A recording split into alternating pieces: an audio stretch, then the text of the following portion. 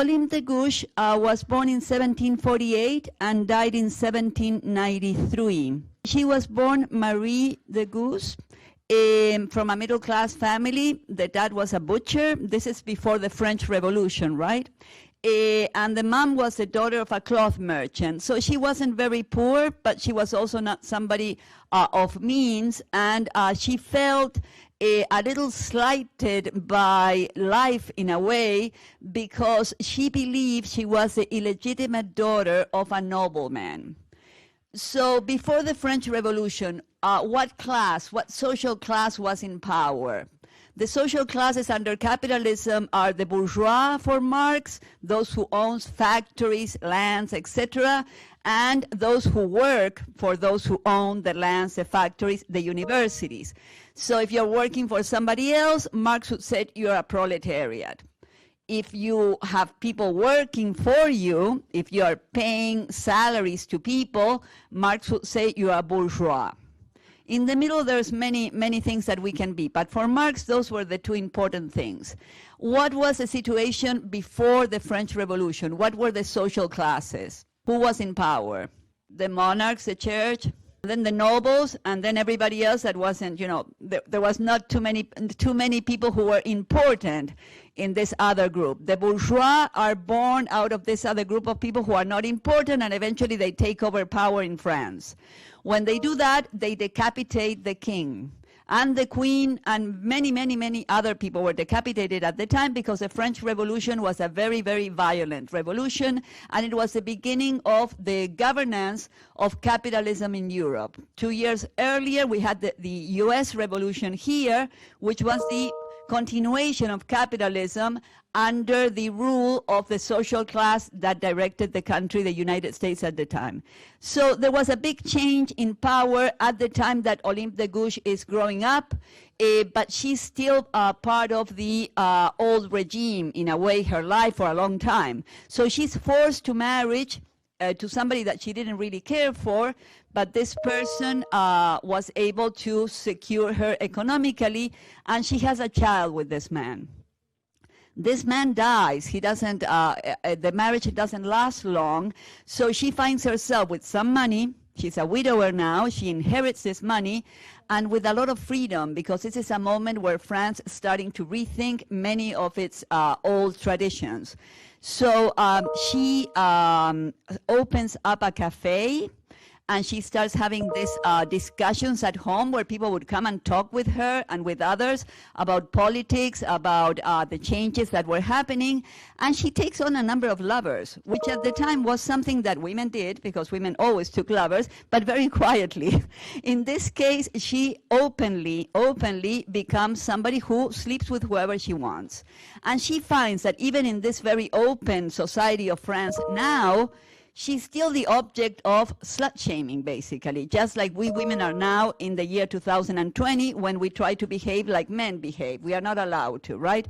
Well, she wasn't allowed to behave in this way either. She was the object of a lot of backlash from her peers, but she was somebody who had somehow, managed to have a very strong personality, and she not only continues with this life that she set up for herself, but she starts writing about that and talking with other people, and she becomes a pretty well-known and respected intellectual in France at the time, which is very unusual for a woman in those years.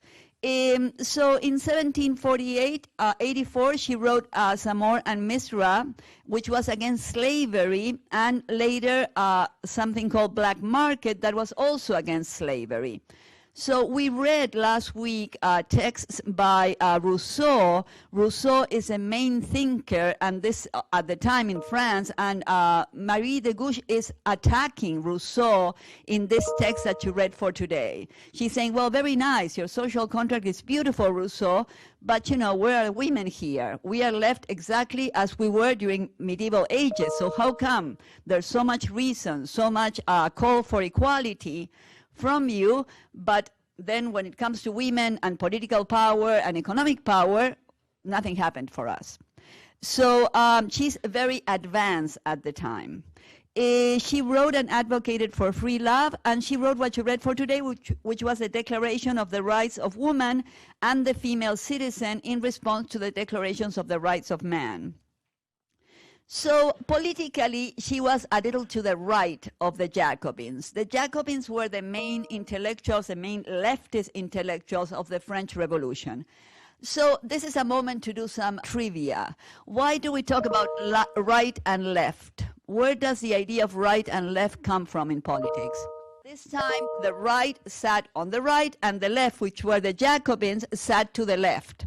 So at that point, people started talking about the right and the left, and from then on, if you're somebody who's against monarchies or against capitalism or against big money in power, then you're called a leftist, because you sit on the left of that, you would have sat on the left of that parliament.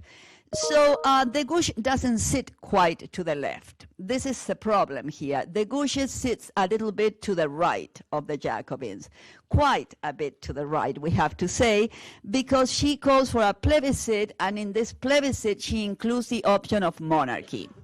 So here we are, 1789. We just had this huge revolution, rivers of blood flowing through the streets of Paris, and she wants to go back to the monarchy, ask people if they want to go back to the monarchy. It's a time where there were no hostages taken, and she's considered counter-revolutionary, especially after she condemns the terror, what was going on at this point when everybody who was for the monarch was being decapitated. She condemns that terror, and very soon she's executed herself. So, the main ideas of this woman before she lost her head. She was against slavery and the death penalty. She was for a more equal society. She called for sexual freedom, intelligent taxation plans to enable wealth to be more fairly divided, because she sees already that there are huge economic problems in this revolution. The revolution in France happens because working class people, who were called the sans-culottes, the ones that didn't have fancy pants, they just used regular pants, these people were told by the bourgeois and the petit bourgeois, those who were conducting the revolution, that things would change dramatically, not just for the bourgeois in power, but for them, for the working class, that there would be no more abuse at the hands of the nobleman, that justice would be justice for all, that it was one whole humankind, that nobody had blue blood. But all of a sudden, people started realizing that this was not quite the situation, and that's why we will read Marx next week, because Marx is the one who stands up and say, well, listen, what happened with the workers here? So this is the first woman that stands up and says, listen, what's happening with the women here? What's going on with this capitalism that has its beautiful, beautiful, very democratic, open, free society, but it doesn't include us. You don't say a word about the rights of women. We are just in the same way we were until medieval ages. And Marx, we will read next week, says pretty much the same, but from the viewpoint of the workers.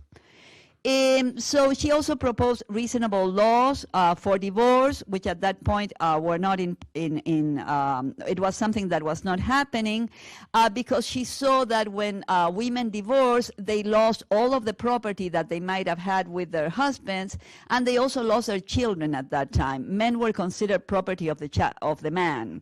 Children were considered property of men, not of women or the couple. So she wanted laws that would protect people like herself who might want to get a divorce and not be left destitute. And she also called for a form of welfare state. So she's advancing ideas that we won't see, at least in the United States, until the 1950s, a welfare state. Divorce laws. In my country, at least in Argentina, we didn't have divorce until 1984. So, and we still don't have sexual freedom, right? So DeGouges is very, very advanced for her time, and she creates a very, very clear case against democracies, Western democracies, and the power that women were negated.